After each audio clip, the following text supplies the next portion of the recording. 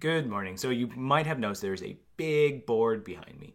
And what is that? Why is that taking up so much of my wall space? Well, last week I was lamenting the fact that I was having trouble tracking all the work that I've been doing, especially when people come up with new things or if things run longer than I expect. And I was trying to use a digital solution like Jira to kind of keep track of this and how to kind of process workflow.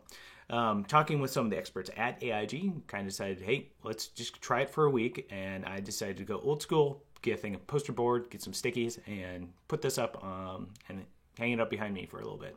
So as you can see, I'll probably do a video a little bit later, but as you can see, I have broken it into these 3 columns for work. So where you have the security stuff at a bigger level, some more tactical security group stuff, and then stuff with the team, admin, and unplanned work and different things like that.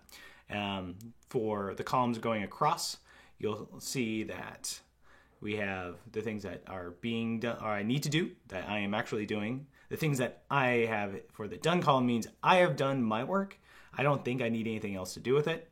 And then I got a really good idea from a guy named Wick who suggests, hey, you should also have like this done column, because sometimes you're done with your work, but other people aren't done with theirs, and you need them to complete some things, or you need to check up on it. So I really like that idea because I run into that a lot. And then the other thing is just having the stickies to help me tell what something is. So the yellow are one-off type things. My purples are something that happens at least once or more a week.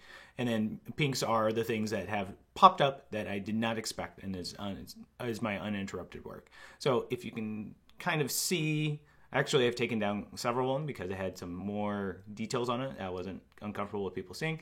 I'll probably do a longer video on Kanban and how I benefited or did not benefit from this. It's a fun little exercise. Another thing I've been working on is the design of another circuit. So remember earlier this year, I designed the Snake. I used Eagle for that, which is the circuit board design software. Now, a lot of people in the hacker community actually uses an alternative that's open source called KiCad. It's just about as finicky in my opinion, but I was able to run through that and design something that I felt was pretty good.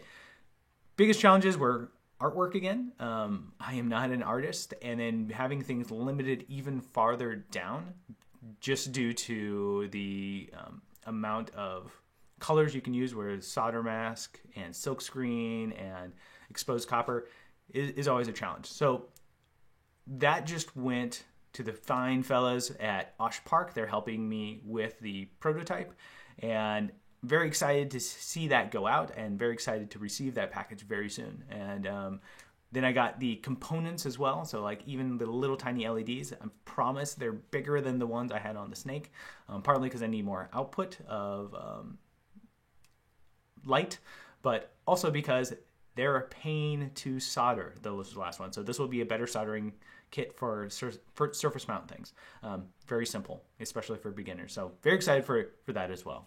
On the topic of circuit boards, there is a really interesting article on Bloomberg called The Big Hack, where they say, hey, we think China is putting these little tiny circuits, these little tiny things that are about this size, the components are really no bigger than these little LEDs, onto circuit boards that go to big companies like Apple, Amazon, and really cast some light on this supply chain attack problem that from a hardware angle.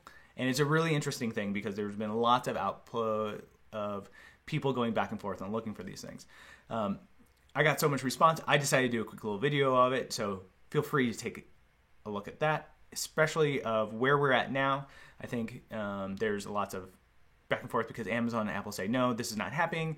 And the security researchers, there's some that suggest that there might be some of this happening. So we'll see. Finally, if you are interested in deep learning, the Fast AI course is having applications so you can learn and take these courses remotely. Deadline is Friday. Why would you want to do this?